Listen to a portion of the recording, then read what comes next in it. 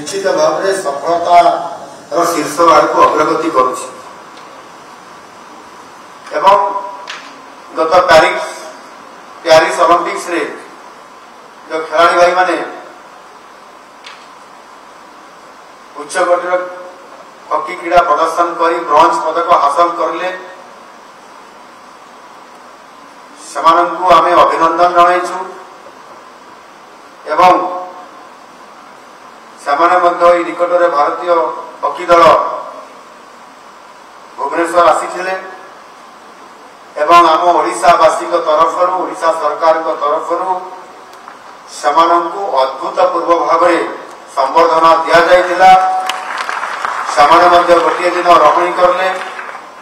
Stadium रे convention centre रे एवं शेषरे मे फेयर होटेल रे मध्य कन्वेंशन हॉल रे सेमान को भव्य एक नैश भोजी आयोजन करा जाइथिला एवं सेमानंकु मध्य आम राज्य सरकार तरफ राज्यवासी तरफ उत्साहित करा जाइथिला एवं सेमानंकर आत्मविश्वास को बढ़ाई दिया जाइथिला एवं सेमाने जेभଳି भाବରେ दृढ़ मनोबल नहीं आम पाखरे आमको प्रतिश्रुति भी देले एवं मोर भी हृदबोध है जे लगातार भाव में 2 थर ब्रोंज जितला परे जितेबले तृतीय थर पर आम दल ओलंपिक्स खेलिया आगामी दिन में लॉस एंजेल्स को जीव सेतेबेले आमे आउ ब्रोंज रो आमे आउ रौप्य को जीवु नाही सीधा सड़क भाव में गोल्ड मेडल देबो एवं ये प्रकार विश्वास मसे आसीला समान जेभଳି भाव हम पाखरे गोटे ताकर कॉन्फिडेंस रो कथा रखिला हम पाखरे एठी आमर विशिष्ट क्रीड़ाविद लाजरुस बारलां को आमे लाइफ टाइम अचीवमेंट पुरस्कार सम्मानित करी आमे तांको आज ओडिशा तरफ बहुत बड़ा गोटे सम्मान देइछु एवं सेति पाए मु बहुत खुशी मु आमर क्रीड़ाविद लाजरुस बारलां को आमे लाइफ टाइम अचीवमेंट पुरस्कार सम्मानित करी आमे तांको आज ओडिशा तरफ बहुत बड़ा गोटे सम्मान देइछु एवं सेति पाए मु बहुत खुशी मु आमर क्रीड़ाविद लाजरुस बारलां को मु आगरु सामना सामने आमर केबे भेट होई नथिला मु एठी जेतले बसिली मंच रे देखुथिली जे लाजरुस बारला कोडी बसिसंती एवं परे डाउट करली बोधे से हेइथिबे एवं जेतले से पुरस्कार आसिक मो पाखरु नेले मते भारी बहुत खुशी लागिला एवं से लाइफ टाइम अचीवमेंट पुरस्कार मते सम्मानित होइछंती एटा आम पई गुटे बहुत खुशीर कथा लाजरुस बारलांकर तांकर साधना एवं क्रीड़ा क्षेत्र प्रति जो तांकर जेभଳି भाबरे आपनकर अवदान अछि विशेष करिकी आम पर पीढ़ीर युव क्रीड़ाविद मानकर पई आपण निश्चित भाबरे प्रेरणार उत्स आमे टीवी रे देखुतलु विभिन्न खेल लाजरुस बारलां को देखुतलु से किभଳି खेलुथिले एवं आज आमे तांको सम्मानित भी करिछु एवं से आम पई गोटे प्रेरणार उत्स अछंती आगामी दिन रे जो परपीढ़ी बाहरिबे तांको निश्चित भाव में आपण जड़े क्रीड़ाविद हिसाब रे क्रीड़ाविद जड़े प्रशिक्षक ठारू अधिक दक्ष एवं से अधिक प्रशिक्षक बड़ प्रशिक्षक आपन से भूमिका निभांतु एवं ए वर्ष जेमिति केवल अमित रोहिदास जाइए आपण मान समय आप बोधे 3 जन जाइए बोधे कि कौन हॉकी खेलिया 2 जन जाइए मझे 3 जन भी थरे जाइए तो से सुजोग को आमको नेबाई पड़ो से दिन जिते बड़े आमर कलिंग सुरक्षा मत निश्चय दरकार कारण से माने जीवन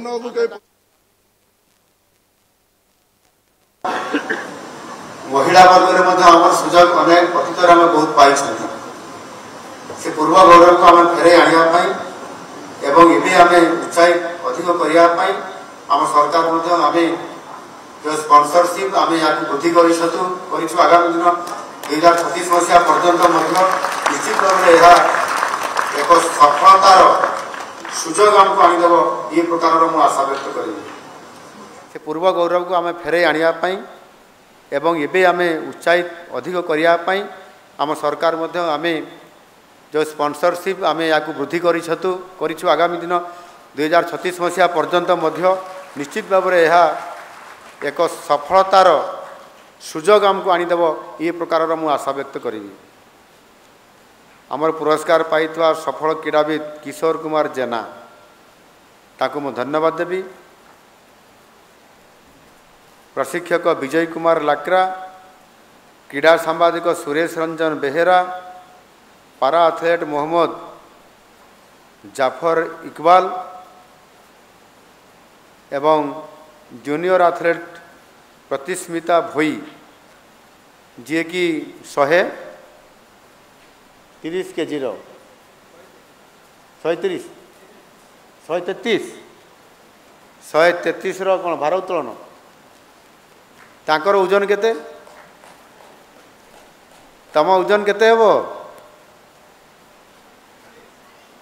40। ତାର କେତେ ଗୁଣା ଇଏ ହେଉଛି? 3 ଗୁଣା କ'ଣ 4 ଗୁଣା ପାଖାପାଖି ଏର ଭାର ଉତ୍ତୋଳନ କରିକିରି ସେ ଗୋଟେ ରେକର୍ଡ କରିଛନ୍ତି। ଜୋରଦାର କରତାଳି ହେଉ ତାଙ୍କ ପାଇଁ ଗୋଟିଏ। ତାଙ୍କ ଚେହେରା ତାଙ୍କର ବୟସ ଆମେ ଦେଖିଲେ 133 କେଜିର ଇଏ ଭାର ଉତ୍ତୋଳନ କରି ସଫଳ ହେବା ଇଏ ତ ମୋତେ ଆଶ୍ଚର୍ଯ୍ୟ ଲାଗୁଛି। ଇଏ କିଛି ବୋଧେ ଚମତ୍କାରିତା ଅଛି କିମ୍ବା ମ୍ୟାଜିକ୍ ଅଛି ତାଙ୍କ ପାଖରେ, ନହେଲେ ଇଏ ହେବା କଥା ନୁହଁ। ମୁଁ ଅନେକ ଅନେକ ଶୁଭେଚ୍ଛା ଦେଉଛି। ତୁମେ ୱାର୍ଲଡରେ ରେକର୍ଡ କରିଛ, ଇଏ ବହୁତ ବଡ଼ ଆମ ପାଇଁ ଗୋଟେ ବଡ଼ ଆଚିଭମେଣ୍ଟ। ଟେକ୍ନିକାଲ ଅଫିସିଆଲ ଆମର ରୂପନିତା ପଣ୍ଡା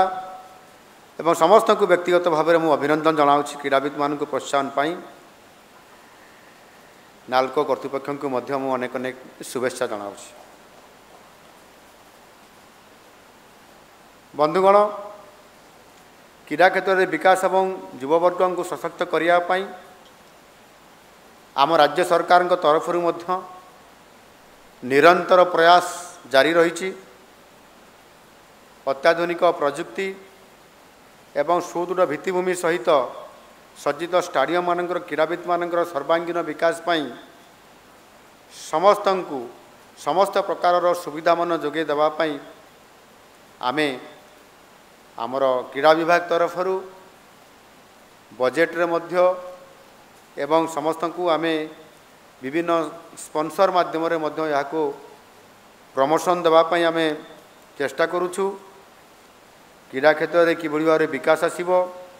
କ୍ରୀଡ଼ାବିତମାନଙ୍କୁ ଉଚ୍ଚକୋଟୀର ପ୍ରଶିକ୍ଷଣ ପ୍ରଦାନ କରିବା ତଥା ଓଡ଼ିଶାରେ ଜାତୀୟ ଅନ୍ତର୍ଜାତୀୟ କ୍ରୀଡ଼ା ପ୍ରତିଯୋଗିତାମାନ ଯେମିତି ଆମେ ପୂର୍ବରୁ ଆୟୋଜନ କରାହେଉଥିଲା, ଠିକ୍ ସେହିଭଳି ଭାବରେ ତାଠାରୁ ଆହୁରି ଅଧିକ ଆୟୋଜନ କରାଯିବା ସହିତ କ୍ରୀଡ଼ାବିତମାନଙ୍କୁ ଅଧିକ ଉତ୍ସାହିତ କରିକି ଆମେ ତାର ସୁଯୋଗ ସୃଷ୍ଟି କରିବା ଜାତୀୟ ସ୍ତରରେ ଏମାନଙ୍କର ସ୍ୱତନ୍ତ୍ରତା ରହିବା ପାଇଁ ଏବଂ ଓଡ଼ିଶାକୁ କିଭଳି ଭାବରେ କେନ୍ଦ୍ର ମଧ୍ୟ ଫୋକସ୍ କରିବ ସେ ଦୃଷ୍ଟିକୋଣରୁ ମଧ୍ୟ ନିଶ୍ଚିତ ଭାବରେ ଆମେ ଚେଷ୍ଟା କରୁଛୁ। କ୍ରୀଡ଼ା କ୍ଷେତ୍ରରେ ଆମର ସ୍ୱପ୍ନକୁ ସାକାର କରିବା ପାଇଁ ଆମ ସରକାର ଏବଂ ଆମେ ସମସ୍ତେ ଯେଭଳି ଭାବରେ ଗୋଟେ କଲେକ୍ଟିଭଲି ସାମଗ୍ରିକ ଭାବରେ ଆମେ ଏହାକୁ କିଭଳି ଭାବରେ ଯୁଗାନ୍ତକାରୀ ପଦକ୍ଷେପ ଆଗାମୀ ଦିନମାନଙ୍କରେ ନିଆଯାଇପାରିବ ସେଥିପାଇଁ ଆମ ରାଜ୍ୟ ତଥା ଆମ ଦେଶ ବିଶ୍ୱରେ କିଭଳି ଭାବରେ ପ୍ରତିପାଦନ କରିପାରିବ, ଶ୍ରେଷ୍ଠତା ବଜାୟ ରଖିପାରିବ, ସେଥିପାଇଁ ନିଶ୍ଚିତ ଭାବରେ ଓଡ଼ିଶା ସରକାର ମଧ୍ୟ ଆମେ ଆମ ତରଫରୁ ଆଗାମୀ ଦିନମାନଙ୍କରେ ତାହାର ଉଚ୍ଚତର ଭୂମିକା ନେବା ପାଇଁ ଯାଉଛୁ। ଏଠି ଯେଉଁ ଯାହାଙ୍କର ନାମରେ ଆଜି ଜାତୀୟ କ୍ରୀଡ଼ା ଦିବସ ପାଳନ କରାଯାଉଛି, ଧ୍ୟାନଚାନ୍ଦ, ସିଏ ଜଣେ ହକି ଖେଳାଳି ଥିଲେ, ଅନ୍ତର୍ଜାତୀୟ ହକି ଖେଳାଳି। ତାଙ୍କ ବିଷୟରେ ପ୍ରାୟ ଆମେ ସମସ୍ତେ ଜାଣିଛନ୍ତି। ସେ ଏଭଳି ଭାବରେ ହକି ଖେଳୁଥିଲେ ଯେମିତି ମୁଁ ଏବେ ଆମର ସେ ୟାକୁ ଭଉଣୀକୁ କହିଲି ଯେ ଇଏ ବୋଧେ ମ୍ୟାଜିକ୍ ଅଛି, ନହେଲେ ଏତେ ଭାର ଉତ୍ତୋଳନ କରିପାରିବ ନାହିଁ। ଠିକ୍ ସେଇଭଳି ଭାବରେ ଧ୍ୟାନଚାନ୍ଦ ଏଭଳି ଖେଳୁଥିଲେ ଯେ ଯେତେବେଳେ ଅଲିମ୍ପିକ୍ ଖେଳ ହେଉଥିଲା ଅନ୍ତର୍ଜାତୀୟ ସ୍ତରରେ ଖେଳ ହେଉଥିଲା ହକିରେ ତାଙ୍କୁ ଯେତେ ପ୍ରକାରର ଡିଫେନ୍ସ କରିକି ଅଟକାଇବା ପାଇଁ ଚେଷ୍ଟା କରାହେଉଥିଲା କେହି ଅଟକାଇ ପାରୁନଥିଲେ ଏବଂ ଶେଷରେ ଅନ୍ତର୍ଜାତୀୟ ସ୍ତରର ଯେଉଁ କ୍ରୀଡ଼ା ସଂସ୍ଥା ଥିଲା ସେମାନେ ସନ୍ଦେହ ପ୍ରକାଶ କଲେ ଯେ ବୋଧେ ଧ୍ୟାନଚାନ୍ଦ ଯେଉଁ ହକି ଷ୍ଟିକ୍ରେ ହକି ଖେଳୁଛନ୍ତି ସେଥିରେ କିଛି ବୋଧେ ଅଠା ଲଗାଇ ଦିଆହେଇଥିଲା ଏବଂ ସେ ସଙ୍ଗେ ସଙ୍ଗେ ଷ୍ଟିକ୍କୁ ଚେଞ୍ଜ କରିଦେଲେ ପୁଣି ନୂଆ ଷ୍ଟିକ୍ରେ ସେ ଖେଳିଲେ ସେହି ସମାନ କହିଲେ ପୁଣି ଏ ଷ୍ଟିକ୍ରେ ମଧ୍ୟ ଅଠା ଲାଗିଥିବ ये बारंबार हकी स्टिक को बदलाउते राजस्वा जानी ये स्टोरी तेणु एभली भाव में चमत्कारिता क्रीड़ा प्रदर्शन एवं भारत वर्ष को से स्वर्ण आनी दौले जो 8टी स्वर्ण भितर तांकर अवदान होची यथेष्ट प्राय सबू माने अधिक 8टी केतोटी से स्वर्ण आनिबार तांकर सहयोग अच्छी मुझे जानी ना किंतु प्राय सबू मेडाल गुड़िक द्वारा ही आसूला 1000 गोल करवा एवं अनेक अंतर्जातीय क्रीड़ा से प्रतियोगितार भाग नहीं विरल कृतित्व आज पर्यंत विश्व में भली क्रीड़ाविद हकी खिलाड़ी कई बाहरी ना